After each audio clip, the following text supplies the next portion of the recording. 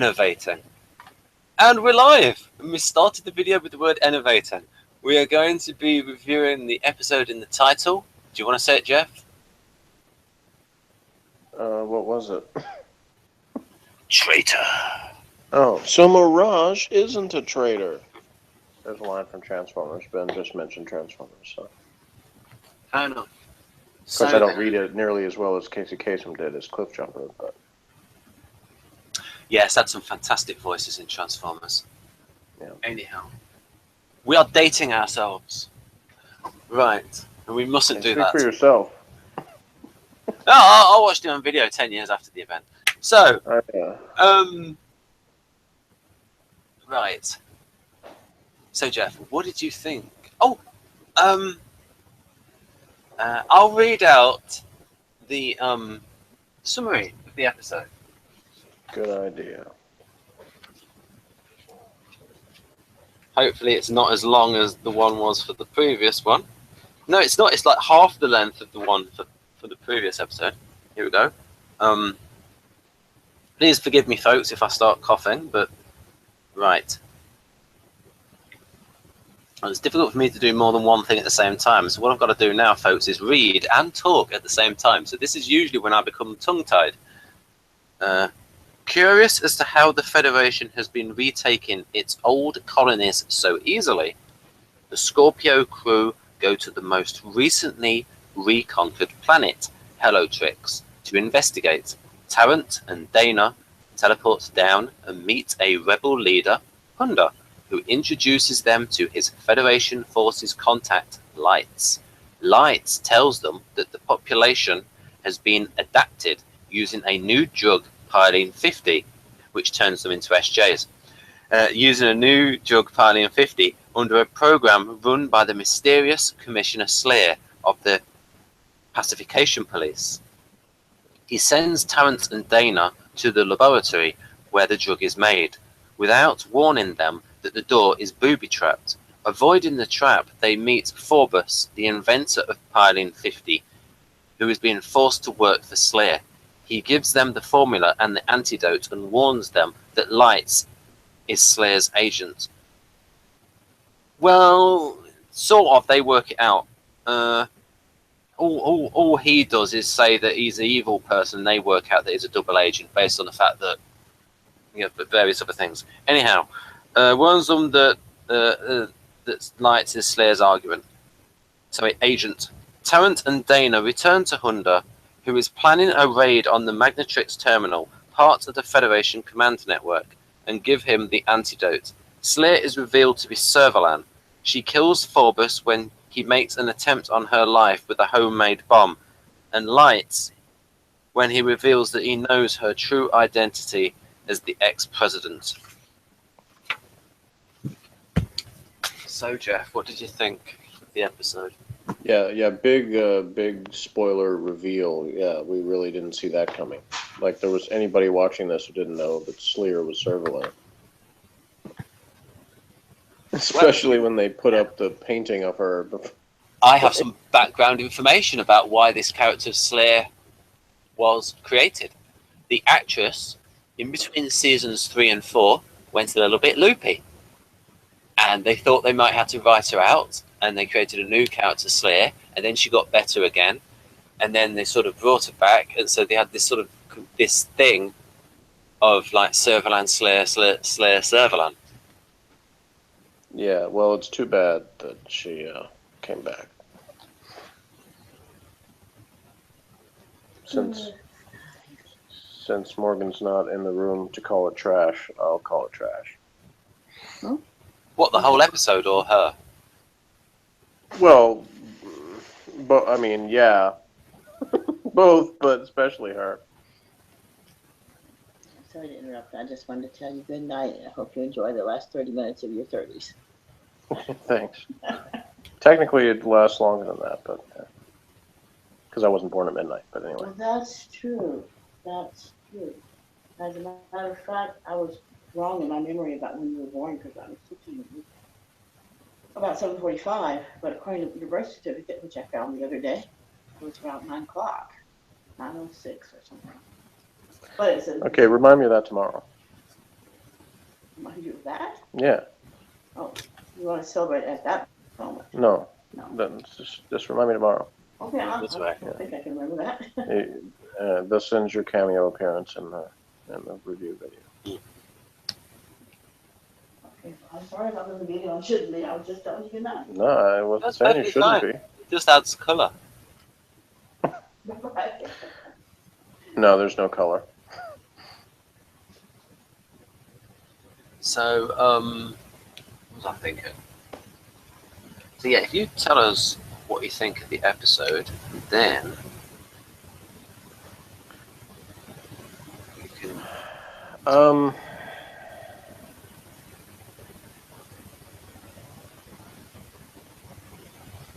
It was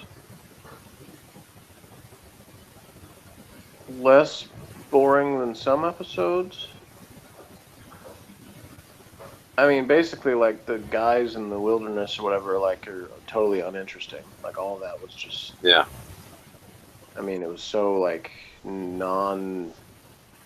anything new or exciting or interesting in any way. So, like, when they showed I don't even know what to call them anymore, because it used to be Liberator crew, but, the main characters.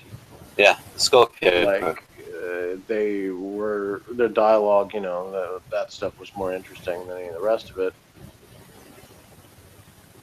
Kenneth commented that it was like a Monty Python sketch with some of the other stuff. Like, it was just these random, Federation people that said stuff and played chess, and Well, Robert Holmes loved his chess. the guy may have been double crossing or triple crossing people, and then he's all like, he's the latest one to be all up on Servalan, like she's some kind of hot thing or something, and then so one of the best things she's done actually though is kill that guy. So that was actually pretty good. That was probably the best thing in the episode. The only thing that would have been better is if somebody killed her too. What the book says here, it says, Traitor is not a terribly deep script and is Holmes' weakest for the series. Yeah, I don't even remember which other ones he wrote, but well, he wrote he wrote that one, where they played speed chess in season 2 called Gambit. Yeah, that one was pretty decent as I recall. And then he did the one Killer, which is the one. Oh, was that the one? Virus. Yeah, that one had its moments too. It just sort of dragged out a little bit. And then later on, towards the end of this season, he writes one called Orbit that I like quite a bit. Yeah, that's the thing is that this episode, I think Morgan made some kind of comment towards the end about like it's sort of being a bunch of scattered stuff, or so. I don't remember exactly what his words were, but yeah, it's sort of the thing I was thinking of. It's sort of like just a bunch of pieces of stuff sort of mishmashed together into an episode, and Avon was kind of at his most hammy. Almost like a parody of himself at this point. Yeah, I mean, it's like this is where I think the actor's natural personality comes through. He starts to lose a bit of discipline and be less INTJ. Like in seasons 1 and 2, he was like very INTJ. In terms of how reserved he was. I've said before, obviously, this isn't a new comment, but in the first couple of seasons, there seemed to be a lot more of a serious tone, and it was like it's gotten goofier as the show's gone on, and to the point where like even some other things were goofy. You could count on Avon to be sort of like the guy who grounded it, and that's not even true anymore. Like he seems like he's mugging for the camera more than Oh yeah, and it just really seems like the direction was lost at some point, and they just haven't been able to regain it. I mean, they can make entertaining episodes. This one had its moments. I mean, the one before it had some entertaining parts. I mean, but it's just, like I said, the show as a whole is just sort of drifting aimlessly. Well, when they made this season, they knew it. But I have to say that Sue Lin looked quite lovely in this one. There, I'm good. I'm preempting the book. Well, and that will be the next section. of this review. It will be what Jeff will think will be in the book, and then also what he would have put in the book. Yeah, okay, like I said before we were recording, that they're going to make some comment about the drink, but I don't know. I mean, I'm in suspense because I don't know what color they're going to call it. See, I can tell, Kenneth, because he's here now, that this book that he's typing, this Maximum Power book, it's sort of a, it's sort of a semi-satirical, like, guidebook to Blake 7. Yeah, because it's like they used to have a load of these in the 1990s, these sort of guides to Doctor Who, and so this is like a spoof of those kind of guides. Yeah, so they even have like fake episodes that didn't even happen in there, but there's certain like recurring things in their reviews, obviously, and one of them is the drinks that they have on the show. Like they're always these like bright colored drinks, and they always have whatever the color of the drink is in all caps. So it's like they're having a refreshing glass of green, you know, in this episode, right? But in this one, the Federation guys were drinking something like it kind of looked purple, orangey, brown. Like it seemed to almost change color. So I'm not sure what color they're going to, in all caps, refer to that drink as. And then, you know, they're going to say something about the eye patch guy being like a wannabe Travis, or some reference to how he's, you know, trying to, the Federation has to hire at least one eye patch guy, or so there'll be some reference to that. And something about Servalan coming out of the painting or something, you know, and the very you know, the very suspenseful thing of the Sleer being Servalan, and no one in the audience saw coming. And that once again somebody's trying to make out with her, and this time it's not even Avon. Yeah, let's see if I can come up with you just described the storyline. I don't remember enough lines. Probably I don't know, I would probably say one of Villa's things about, like, you know, rattled off like what they really should do, like, you know, ditch them and go or whatever, you know, something like that, but that probably won't be what it was. Or it'll be the slave line about terribly sorry if I offended or something like that. I get the impression Morgan doesn't like Slave. I like Slave. Well, you would. Yeah, that's it. I'm going to take that one out of context. This makes me think of Mr. Slave from South Park. Like, what kind of kinky stuff was that Dorian guy into, anyway?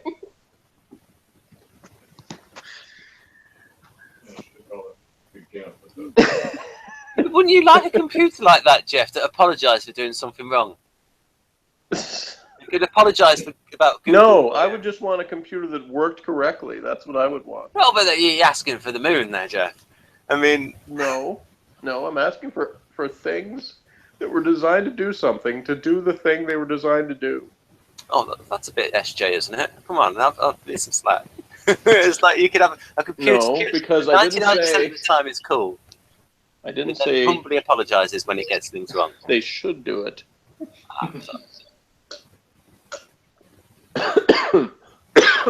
My turn to cough. That's a shame. Right, well, now we can ask...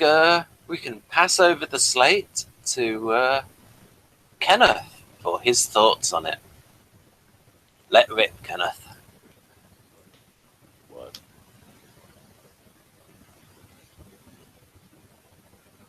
Sorry, I couldn't hear what you said, Ben. I was just asking, like, Kenneth could say what he thought of the episode. This is the first and only episode I've ever seen. I have no context for anything. I was just making jokes the entire time. And the robot, for some reason, called Slave is right for what the hell were they thinking joke. Oh. That's why it was actually fun to hear what he said as, you know, like a first impression. You know, he's getting the raw thing with no expectations whatsoever. I ran into a few serious observations about the operation of the show at the time it was made, and mostly jokes. Yeah, I find myself, like, you know, I'm telling kind of like the same thing I was telling Haley yesterday, that I'm like, the show actually started out more serious. It wasn't always this goofy. I was saying the 13 had to ask for their series or comedy because it looked like something could have been on like, but not an actual like circus sketch that didn't like do space stuff like that. But it looked like it could have been something out of like Red Dwarf or something. The funny thing is, like, I Red think back Dwarf. at He's the a Red Dwarf fan. He could join us for that in future, Jeff. he didn't say he was No, a fan. I haven't watched it either. But God. but the first guy, the iPad guy was talking, it sounded like it was Cherry Jones. Like it really sounded like a bunch of like content characters, and the computer sounded like John Cleese. So that was making me laugh. That seems to make me laugh. It's funny because what I was thinking was, I don't know a better way to say this. The first episode was so serious it was boring. It was very serious. Like Blake being fitted up as a paedophile. Yeah, I mean the whole thing was very like, it was much more like intense. Like a bunch of people got killed, so it was like already the show's like kind of had this darkness to it, and then in this episode, a 30-second clip of guys rolling down hills after being shot by a space. Yeah, Space that's Musket. the thing. Is it also in the first season they sort of had actual mission, like that extended into the second season, but yeah, starting with the third season it really like drifted aimlessly. This book very much reminded me of a soap opera. Like almost nothing actually happened in this episode of the show. It was like very casual development of something without much context. That's what most of them have been the last couple of seasons. Like the only time anything really happens is like at the end of the last season. Right. You know, most of the scenes were kind of just. Then they did some things, because it's like, oh well, we had, one show and another one might have, so then we'll destroy the ship, and because that set is too expensive or whatever it was, or it's old or whatever. Like those are usually sort of shows that are like newspaper comics. Like the show seemed to start in the middle of it, like it didn't. Which to me, I don't mind if it actually is a continuing story that goes somewhere, but the thing is, it really isn't. Yeah, it's just sort of like anything. It's almost like just sort of a piece out of a much larger thing with no real resolution. Yeah, and that's the difference. Is like if you saw an out of context episode from the first season, you could, have a similar thing in terms of not knowing what was going on, but it would be like, well, if this would make sense. In the larger context of the story, whereas this episode, like, I mean, it's just like another thing that happened to him with no real. Yeah, it wasn't a television show; it was an actual event. It was a documentary. I will say something is, when they made this season, they knew it would be the last season, so they do have an arc where it builds up to the climax. Well, that's good, and I kind of expected that. I guess, at this point, like I said, in the third season, they just sort of string you along until that point. I mean, in this episode, you got the arc stuff you had arc stuff going on there about the Pioneer 50 and how the Federation is rebuilding itself because they have this pacification drug. Yeah, that's the kind of thing that's like, like I said, in the tone that they had earlier in the show, I think that would have stuck out more like, here's this thing. But in this episode, it was just sort of another piece of a bunch of stuff kind of thrown together is what. So like if there wasn't enough, I guess I would say I don't know what the right way to term it. There was too much stuff flapping around to like focus on that. If they, it wasn't stressed in a way that made you say this is the important thing in this episode, rather than a bunch of people throwing themselves off of banks and things like that, and crap Servalan was doing, like vaporizing people for some reason, sort of pretending to be somebody else and having somebody working with her, then she kills him, and then everything involving her has just been garbage since a while. Now, apparently, Chris Boucher decided in between seasons, and he has written some Doctor Who's that you like, that he wanted to keep the contact between Servalan and Avon to a minimum because of this problem of the killing thing. The not killing thing. Well, I mean, yeah, of course, I would amend it to I'd like to keep Servalan's contact with the show to a minimum, as in 0. But obviously, they didn't ask me. I was only missing there where kept going on about terrible relationship reappearing. Yes. started out. Her character started out as, was sort of kind of had this repulsive thing to her, but she was at least somewhat believable in that she was, the commander of like the military, I guess, of the Federation. Is how Yeah, it she was started. Supreme Commander. Yeah, and there was, they would have scenes where they showed like the other people in like the Federation government that didn't really like her, but they talked about like the politics of how she got the position and things like that. And so it was there was sort of this intrigue to it, but you could believe like, okay, this woman was able to accomplish this. As the show went on, they started having her more and more involved in stories where she was actually like in the action of the story, and like all of them established how incompetent she was at almost everything. But she kills a lot of people. So many times she should have been killed. She's been in positions where she should have been killed like numerous times, and for some stupid reason somebody doesn't. I mean, there's no way she should have survived this long with the skills that she's shown to not have. So yeah, basically every time she shows up now, it's just another testament to how ridiculous the character becomes. Well, I mean, that's more the problems of the writer that puts the character in those positions where she should get shot and doesn't get shot. Well, yeah, I'm blaming the writers. The writers also created the character and right. I mean, I'm blaming the writer and the producers, because the producers had the ones actually in charge, because whoever was in charge had the power to tell the writers, no, you're not going to do that. You're going to, because I mean, like I said, the character didn't start out as garbage. They could have made something instead. It was like they slowly turned her into garbage. What happened was Kim Newman said, and he was like a science fiction expert, a British science fiction author, I think he is, but definitely an expert in science fiction. He said that Sutherland was a great character, but she took over the whole show, and that it was like trying to shoehorn her into all of these plots led to this situation, as you just described, of her being involved in the action but not being shot. And although Jeff doesn't fancy her, she was a sex symbol at the time for the young audience. That makes me feel sorry for the people at that time, but she was the best they could do about it. The Dana chick. Yeah, she's a good actress. Yeah, she's all right. And yeah, in fact, there's a story coming up which this book, Maximum Power, refused to review because they don't like it.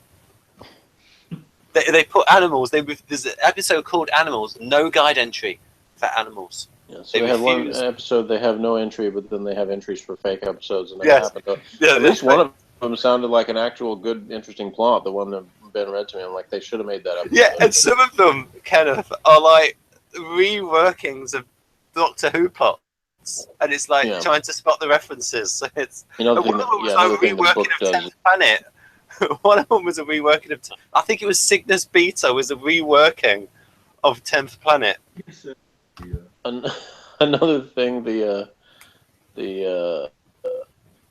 like put fake cast members that weren't actually in the episode. That's usually a reference to something else. Sometimes it's Doctor Who. It'll be like if there's an actor that was in it that was also in a Doctor Who story, they'll have them like credited as a Doctor Who character or something. Right. So we can show that now. So now we can move on to that phase of the review.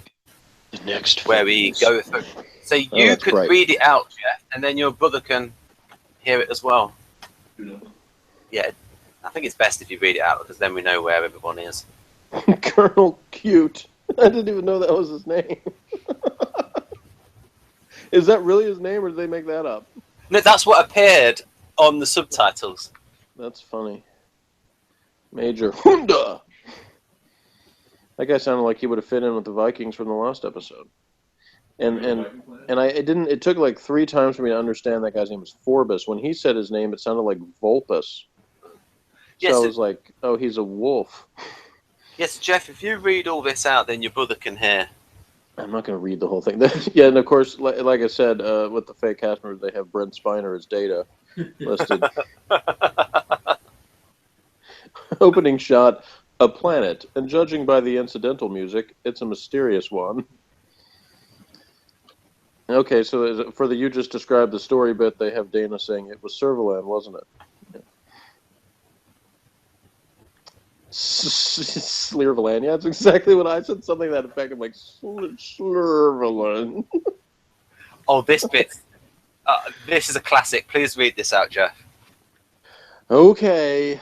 Story. Avon and Sulin take Orac back to Freedom City to con the casino out of yet more money to pay for decorations and equipment at Xenon Base. As they enter orbit, they are fired upon by Federation ships. I don't know if it's real or not. You realize I have no context.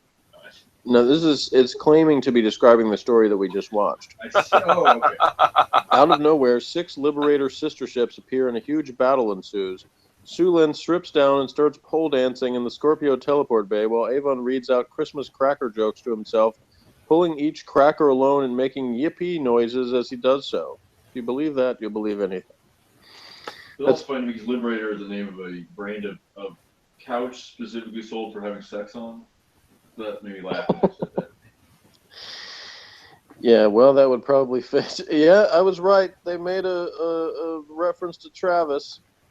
And they called the drink purple. See, I wasn't sure. Like, it kind of seemed to change between purple, orange, and some other color. Like, I don't remember the intense, really tiny mug of tea drink. It says purple is basically space rohypnol. Is what they say. Well, they didn't do the same joke I do, just putting the word space in front of it. Resistance is quite pointless. Doesn't have quite the right tone, does it? Impressive flight deck makes Avon and Dana's running to hear what Orac has to say quite ridiculous. The production team shot 22 minutes of film of men sitting in quarries for this story. When the episode was complete, it ran to just 46 minutes, so they shot 5 more. That's what I was kind of thinking with. How much footage you guys going down film? I thought they were short 3 minutes, so they told Paul Darrow to make Avon's laugh last for 3 minutes, like unnecessary extended laughter. Like he wasn't even, doing the villain laughing at the fiendish plot. He was just laughing way too much at something that wasn't funny. Sulin is 7% more lovely this week. Yeah, I would agree with that. She did seem to be. I think it was those intense eye stares was what really was what got. Those Federation types are really bigging up this Sleer character. They embiggened her. Tina and Tarrant appear to have teleported to a completely different planet from where the action is. Yep. Yeah, I thought they were on a planet because it didn't. It was like that was a set clearly, and the other stuff was shot on location, so it looked like an entirely different place. Pylene 50 is the 50th attempt to perfect the Pylene formula. The previous 49 weren't very good. Why is Orac doing public service announcements on the planet below? Yeah, Morgan was the one that pointed out the voice was the same. Yeah, because it's Peter Tuttenham. Oh yeah, we don't know what Scalarians are. Bob Holmes with the word agent frustratingly at the tip of his tongue when he eventually went with double spy. And the Federation officers on the Heliotrix drink brown, but that's the thing is that they would drink the purple stuff to change between purple and brown, and kind of orangey. This episode fails completely on the basis that homeopathy is a load of old nonsense. Dana and Tarrant are incredibly dumb in this story. I'm surprised they referred to in the story like Tarrant wasn't incredibly dumb before.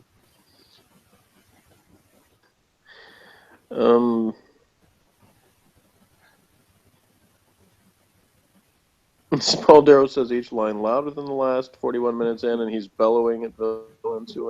Yeah, he was definitely doing getting very Captain Kirkish in this. Yeah, mugging for the camera. Captain Kirkish or joke, particularly against. That's on point what I was saying earlier. Like he didn't start out that way. He was a much more like reserved character. But the problem is when they lost Blake, it was like he sort of became the de facto leader, and then he kind of. It's like if they made Spock, captain of the Enterprise full time. Mike said we're partway through the show that Blake character is gone. Yeah, it's half of Blake's 7, and then the rest is Avon's 5. 1978 or yeah. That all really makes you wonder, like the fact that if the guy you're seeing he became more Shatner-like. In '78, no one was really thinking about Shatner and Star Trek, but then the motion picture came out right after that. This being right after Star Wars, it was probably, I think, a show. Like it's almost like they were reminded. Oh yeah, remember Shatner doing Kirk? Like, and they decided to start acting like it. Yeah, I have no Actually- idea if Paul Darrow was a fan or not. Apparently, quite a few Star Wars fans became fans of Blake 7 because of the similar themes of fighting this. Right. I mean, I wouldn't be surprised if this show's green lighting. Well, yeah, I mean, because of the stuff like space stuff is a success thing of Star Wars, Right. yeah, did a whole lot of stuff. And came this- after that. And before Empire Strikes Back came out, people were really into Star Wars and like they were hungry for more stuff that happened in space. Like, oh, okay, there's a space show, I'll watch this. So. I mean, because the original Battlestar Galactica came out during that period too. Yeah. And of course, Empire Strikes Back came out by the time that episode was on.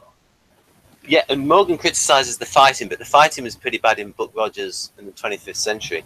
But He always also, mentioned that, like he defended Buck Rogers fighting or something. He's never even seen that. yeah, I like Buck Rogers as well. But like, what Born in was I saying? 1978. I watching any of these things. What was I gonna? Watching Buck Oh yes, Rogers when I was a kid. I watched a little a bit. few things. Of course, I didn't know Yeah. what they were, but I wasn't yeah, really- J. Michael Straczynski. I'll just say this one thing. I'll just say this one. J. Michael Straczynski and Joss Whedon were huge fans of Blake 7, and they put references in. Apparently, Carl Maciek was too, or possibly Yeah. somebody who wrote the original Macross, because I don't know It could be both. how much. Yeah, I don't know how much of that. Of some of the story elements that were in Robotech were in the original or not. Because even though I've seen the original Macross, it's been a long time, and I've seen the original. I've seen Robotech like about 700 times. So. There's a fair amount of similar. Well, I think it seemed to be each one less like the middle one's probably weirdness because they had to change so much. Well, right. The first one really was pretty close to the same story. They just changed some details and stuff. But so there's elements in that makes me wonder what maybe even the original Macross writers had watched. Like yeah, so Macross I forget, there's somewhere in there. So it's like similar time period there. You got another page here, Ben? Oh yeah, and also what I'll say is that it might be possible because Blake 7 was sold to about 25 different countries, so it might have gone to. What about Avon's 5? How many countries was that sold? I don't know. Now this is an example of a fake episode where it says there Breakout. That's an Atari game.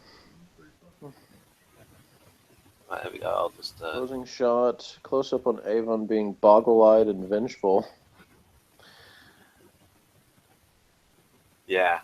Yeah, at least Blake got a mention in this episode. Some episodes I don't even remember the poor bugger. We need to know the exact point when we can start the shaft. I don't even remember that line. But I'm glad they wrote it down. The effect on Jacqueline Pierce's voice isn't very good at disguising her identity. Yeah, you think? Say possibly 4-year-olds didn't make the connection, but anyone else who's seen the show before. Heliotrix, Lubis, Porthia Major, Wanta. Yeah, Wanta was definitely the winner on the planet names. Tarsius, Geddon. You like how Trix Terminal. Yeah, Robert Holmes definitely was like going crazy on the spaceisms, that's for sure. Piling 50, Audio Beam, Tincture of Pirelic, Pamperanian fungi, and medical lasers. knowing Robert Holmes being such a knowledgeable guy, tincture of Pirellis might be a real thing. Yeah, Breakout might be a real episode too. But we should actually read that one next after we're done with this one. Incomprehensible line. General Fletch used gas against the Watsies. yeah, the Wazzies. I thought that was funny. That colonial speak. The Wazzies. It's almost like. Okay, so Breakout. Philip Madoc, he's a good actor. He was in this fake episode. Yes, Doctor. Philip Madoc. Opening shot, Avon teleporting into a corridor. You just described the story. Sulin, it sticks in the throat. Random insult, Avon. Terrence strikes me as the kind of man who would enjoy prison life a little too much. They're always taking shots at Tarrant. In fact, that last one we read, the actual, it's like that's the nicest they've been to Tarrant the whole time. Story. Having intercepted details of prison transfers within the Federation, Avon and Tarrant have formulated a plan en masse directly from the prisons by freeing certain key detainees. In total, they've targeted 7 candidates. They take turns to spring them from the prisons and fight their way out of airspace. Sadly, on the final rescue, they realize they need more numbers as security is high. All 7 new recruits are wiped out during the break-in. See, that's very like true to form with every time they create like characters and they give them a whole backstory and then they get killed off. So it's like, why did you even bother to tell me about this person? Because you just killed them. I like the idea of imagining these. We like to do. They like the idea of killing characters you thought weren't going to die. But to me, that has much more of an impact if you do it to characters that are actually regulars as opposed to ones you create for one episode. Or in the middle. I mean, he always talked about that he put a character in the first episode of about a vampire show where he wanted the guy to be in the credits, opening credits also, so you just assume he's one of the main characters because he died in the first episode. Wanted to have one of the main characters die in the first episode, and then just not be in the credits anymore. Let him kill, but refuse to let him be in the opening credits. So it's idea. Yeah, when you do the opening credits dead. thing, there's a whole the Screen Actors Guild is involved and all that other stuff. That gigantic Lucas having to fist fight the studio or whatever about not having the credits at the beginning of Star Wars. Yes, that's right. But yeah, like I said, you don't know that Blake's dead. You've only got Servalan's word for it, and you know how she lies. Well, yeah, that's the thing, is that whole thing was dumb. It's like, Blake's alive. I'm telling you. Now I'm telling you he's dead. I saw him dead. It's like, yeah, I mean, why should you believe anything she says? And if she comes up and says, I'm an incompetent fool, then you're like, okay, I can kind of buy that. But everything else. But you follow us through these cycles. All right, next. Oh, you've read all the information bit? Yeah. Right, okay. Well, they're not scanned anymore because that was just incidental that's to the other one. That's fine. It probably wasn't interesting anyway. Yeah. So, yeah, that's a fun book to have. And probably the highlight of these reviews, apart from Jeff himself, is the book, Maximum Power. Yeah, so yeah, this episode, it had some entertaining bits. I give it points for some of the dialogue, but unlike in the earlier parts where I would say even when the story was dumb, the actors were taking it seriously. In this one, they were kind of hamming it up like the regulars were. Some of the guest characters actually seemed like they probably were taking it seriously, but they got to deduct points for that. And then, Morgan pointed out how Sulin was underused, and you don't have to say again, Ben, why that was behind the scenes, because we've heard it already. Okay. but taking the episode at its face, yeah, she seems like, why is she even there? She's not going to do it. She posted as random blonde. Yeah, well, at this point, she pretty much has been random blonde, but Ben assures me she actually does stuff later on. But anyway, yeah. So I'm gonna have to give it a 4 out of 10. I would say for overall enjoyment level. I gave the last one a 5, and it was slightly more enjoyable than this one. Yeah, they usually do all right when they bring the Vikings in, and they had the Vikings in the last episode. Yeah, random dudes who kind of all look the same out in the wilderness, getting shot and thrown off things, and then jungles, like all of that. Like I said, it was just, there wasn't anything to it. I would say on the comedy scale, I give this episode a 6. Yeah, well, I mean, if you take it as a parody, then it would go up a little bit. But yeah, I'm gonna say in terms of total enjoyment level, I say a 4 out of 10. It held my attention a little bit too much for me to give it lower than that. But the only totally cringe-inducing things were the Servalan scenes. Everything she does is cringe. Although before you could actually see her when she was just walking around people, that was actually again probably the best thing she ever done. If that was even her, it might have been a body double. Just walk up, start kissing her, that she then killed. Yeah, and you had Davros John Lennon, who I didn't mention earlier. I'm mentioning how I thought it was clever sci-fi writing to pick a modern technology and call it outdated. Without mentioning fake new technology. It's smart. I would think that if I hadn't seen people do that already many times. Oh, sure, that's what I'm saying. It also was 81, so it wouldn't played out to do that. Yeah. And it's still it's but at the same time, it's like, okay, I prefer that to. I got a March on 5 explosive here, like just making it something sound stupid. All right, so we got a 4 from me, a 6 from Kenneth. What do you rate it, Ben? Actually, I'll give it about. What did I give the last episode? Did I give that about an 8? No fair cheating. I can't remember whether you said 7 or 8. No fair influencing yourself. Actually, I'll give this lower than the previous episode because it's Robert Holmes, and I have high respect for Robert Holmes, and I think he could have done better. But he could have, but they probably went up. They read the script and they said, "No, this makes too much sense. Make it crappier for the." You understand? Like by this time in Blake 7, we don't take it seriously. We just put a bunch of goofy stuff in there. And he said, "Okay," and he rewrote it. That's my impression of what happened behind the scene.